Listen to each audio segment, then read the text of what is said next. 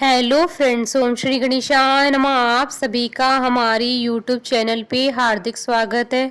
आज हम आपको शीतला अष्टमी की 3 पौराणिक कथाओं के बारे में बताएंगे। हिंदू धर्म में शीतला अष्टमी का विशेष महत्व होता है। यह हर साल होली के 8वें दिन मनाई जाती है।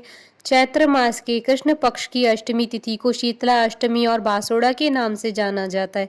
शीतला अष्टमी के दिन घर में चूल्हा नहीं जलाया जाता है। शीतला अष्टमी में बासी भोजनी माता को चढ़ाया जाता है और प्रसाद के रूप में ग्रहण किया जाता है।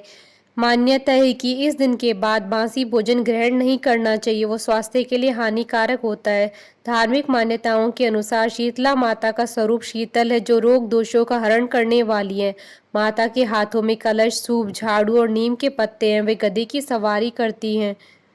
मान्यता है कि इस व्रत को करने से व्यक्ति को कई तरह के रोगों से मुक्ति मिलती है। शीतला अष्टमी के दिन शीतला माँ का पूजन करने से चेचक, खसरा, बड़ी माता, छोटी माता जैसी बीमारियां नहीं होती है। अष्टमी ऋतु परिवर्तन का संकेत देती है। माता शीतला को माँ भगवती का ही रूप माना जाता है। अष्टमी के दिन महिलाएं सुबह ठंडे जल से स्नान करके शीतला माता की पूजा करती हैं और पूर्व रात्रि को बनाया गया मासी भोजन, दही, राबड़ी, चावल, हलवा, पूरी, गुलगुले का भोग माता को लगाया जाता है। ठंडा भोजन खाने के पीछे भी एक धार्मिक मान्यता है कि माता शीतला को शीतल ठंडा व्यंजन और जल पसंद है, इसलिए माता को ठंडा व्यंजन ही भोग लगाया जाता है। परिवार के सभी सदस्य भी ठंडे पानी से स्नान करते हैं और रात में बनाया हुआ बासी भोजन ही करते हैं, इसलिए इससे शीतला माता प्रसन्न होती हैं। शीतला माता का आशीर्वाद पाने के लिए सप्तमी और अष्टमी दोनों दिन व्रत किया जाता है। शीतला अष्टमी के दिन शीतला माता की पूजा के समय उन्हें खास मीठे चावलों का भोग लगाया जाता है। मान्यता है कि शीतला माता को ठंडी चीजें बहुत प्रिय, उनके लिए चावल, गुड़ या गन्ने के रस में बनाए जाते हैं। इन्हें सप्तमी की रात को बनाया जाता है। शीतला अष्टमी की 3 पौराणिक कथाएं। एक कथा के अनुसार एक दिन माता ने सोचा कि धरती पर चलकर देखे कि उनकी पूजा कौन कौन करता है। माता एक बुढ़िया का रूप धारण कर राजस्थान की डूंगरी गांव में गई। माता जब गांव में जा रही थी, तभी ऊपर से किसी ने चावल का उबला हुआ पानी डाल दिया। माता की पूरे शरीर पर छाले हो गए और पूरे शरीर में जलन होने लगी। माता ने दर्द में कराहते हुए गांव में सभी से सहायता मांगी, लेकिन किसी ने भी उनकी नहीं सुनी। गांव में कुम्हार परिवार की एक महिला ने जब देखा कि एक बुढ़िया दर्द से कराह रही है, तो उसने माता को बुलाकर घर बैठाया और बहुत सारा ठंडा जल माता के ऊपर डाला। ठंडे जल से माता को उन छालों की पीड़ा में काफी राहत महसूस हुई। फिर कुम्हारन महिला ने माता से कहा, माता, मेरे पास रात की दही और राबड़ी है, आप इनको खाएं। रात की रखी दही और ज्वार की राबड़ी खाकर माता को शरीर में काफी ठंडक मिली। कुम्हारन ने माता को कहा, माता, आपके बाल बिखरे हुए हैं, उनको गूंथ लेती हूँ। वो जब बाल बनाने लगी तो बालों की नीचे छुपी हुई तीसरी आंख देखकर वह डरकर भागने लगी। तभी माता ने कहा, बेटी डरो मत, मैं शीतला माता हूँ और मैं धरती पर ये देखने आई हूँ कि मेरी पूजा कौन करता है। फिर माता असली रूप में आ गई। कुम्हारन महिला शीतला माता को देखकर भाव विभोर हो गई। उसने माता से कहा, माता, मैं तो बहुत गरीब हूँ, आपको कहाँ बिठाऊं, मेरे पास तो आसन भी नहीं है। माता मुस्कुराकर कुम्हारन के गधे पर जाकर बैठ गई और झाड़ू से कुम्हारन के घर से सफाई कर डलिया में डालकर उसकी गरीबी को बाहर फेंक दिया। माता ने कुम्हारन की श्रद्धा भाव से खुश होकर वर मांगने को कहा। कुम्हारन ने हाथ जोड़कर कहा, माता, आप वर देना चाहती हैं तो आप हमारे डुमरी गांव में निवास करें और जो भी इंसान आपकी श्रद्धा भाव से सप्तमी और अष्टमी को पूजा करे और इस व्रत को रखे और आपको ठंडा व्यंजन का भोग लगाए, उसकी गरीबी भी ऐसे ही दूर करें। पूजा करने वाली महिला को अखंड सौभाग्य का आशीर्वाद दें। माता शीतला ने कहा, बेटी, ऐसा ही होगा, और कहा कि मेरी पूजा का मुख्य अधिकार कुम्हार को ही होगा। तभी से यह परंपरा चली आ रही है। डूंगरी गांव का नाम अब शील की डूंगरी गांव से प्रचलित है, जहां माता शीतला का भव्य मंदिर बना हुआ है और सप्तमी पर मंदिर पर विशाल मेला लगता है। काफी संख्या में श्रद्धालु माता के दर्शन कर मनौती मांगते हैं और पूरी होने पर चढ़ावा चढ़ाते हैं। एक समय की बात है कि एक गांव में एक बूढ़ी माता रहती थी। उसी गांव में एक बार चैत्र कृष्ण अष्टमी के दिन शीतला माता के पूजन का आयोजन हुआ।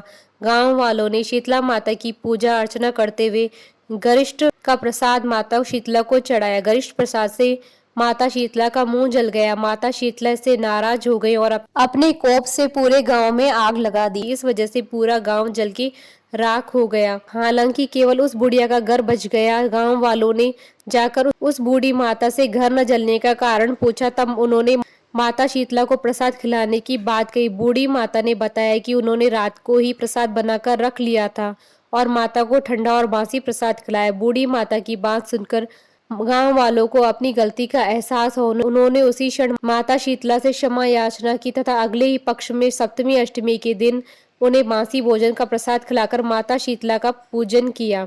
अन्य कथा के अनुसार एक गांव में ब्राह्मण दंपत्ति रहते थे। दंपत्ति के 2 बेटे और बहुएं थी। दोनों बहुओं को लंबे समय के बाद बेटे हुए थे। इतने में शीतला सप्तमी अष्टमी का पर्व आया। घर में पर्व के अनुसार ठंडा भोजन तैयार किया गया। दोनों बहुओं के मन में विचार आया कि यदि हम ठंडा भोजन करेंगे तो बीमार होंगे। बेटे भी अभी छोटे हैं। इस कुविचार के कारण दोनों बहुओं ने तो पशुओं के दाने तैयार करने के बर्तन में गुपचुप से 2 बाटी तैयार कर ली। सास बहू शीतला माता की पूजा करके आए और शीतला माता की कथा सुनी। बाद में सास तो शीतला माता के भजन करने के लिए बैठ गई। दोनों बहुएं बच्चे रोने का बहाना बनाकर घर आईं। दाने के बर्तन से गरम गरम रोटला निकाले और चूरमा किया और पेट भर खाना खा लिया। सास ने घर आने पर बहुओं से भोजन करने के लिए, बहुएं ठंडा भोजन करने का दिखावा करके घर के काम में लग गई। सास ने कहा, बच्चे कब से सोए हुए हैं, उन्हें जगाकर भोजन करा लो।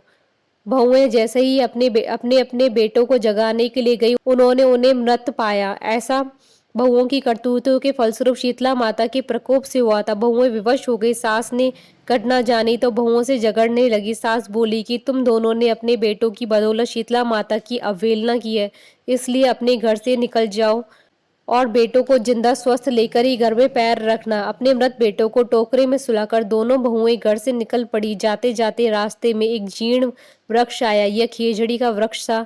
इसके नीचे ओरी शीतला दोनों बहनें बैठी थी। दोनों के बालों में विपुल प्रमाण में जूं बैठी थी।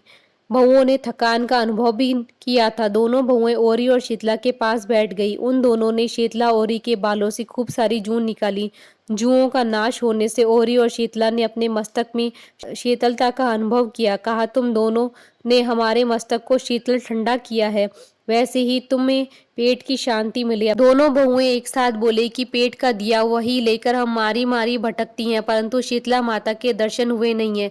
शीतला माता ने कहा कि तुम दोनों पापनी हो, दुष्ट हो, दुराचारणी हो, तुम्हारा तो मुंह देखने भी योग्य नहीं है। शीतला सप्तमी के दिन ठंडा भोजन करने के बदले तुम दोनों ने गर्म भोजन कर लिया था। यह सुनते ही बहुओं ने शीतला माता जी को पहचान लिया। देवरानी जेठानी ने दोनों माताओं का वंदन किया। गिड़गिड़ाते हुए कहा कि हम तो भोली भाली हैं, अनजाने में हमने गरम खा लिया था। आपके प्रभाव को हम जानती नहीं थी। आप हम दोनों को क्षमा करें। पुनः ऐसा दुष्कृत्य हम कभी नहीं करेंगी।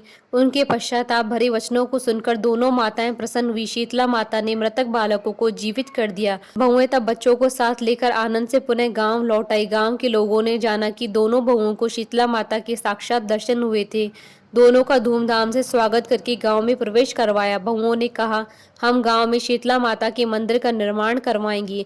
चैत्र माह में शीतला सप्तमी के दिन मात्र ठंडा खाना ही खाना चाहिए। शीतला माता ने बहुओं पर जैसी अपनी दृष्टि की वैसी कृपा सब पर करे। श्री शीतला माँ सदा हमें शांति, शीतलता तथा आरोग्य दिए। शीतला माता के मंत्र। ओम ह्रीं श्रीं शीतलाय नमः। शीतलाय नमो नमः। बोलिए शीतला माता की जय। आशा करती हूँ कि आपको शीतला अष्टमी की व्रत कथा का ये वीडियो पसंद आया होगा, तो आप इस वीडियो को अधिक से अधिक लाइक और शेयर कीजिएगा ताकि सभी भक्तों को इस वीडियो का लाभ प्राप्त हो सके। आप हमारे चैनल को सब्सक्राइब जरूर कीजिएगा अगर अब तक नहीं किया है तो, ताकि आप और हम कनेक्टेड रहें। साथ ही प्रेस करना ना भूलिएगा बेल आइकन को, जिससे नए वीडियो से रिलेटेड नोटिफिकेशन आपको तुरंत प्राप्त हो सके। ओम श्री गणेशाय नमः।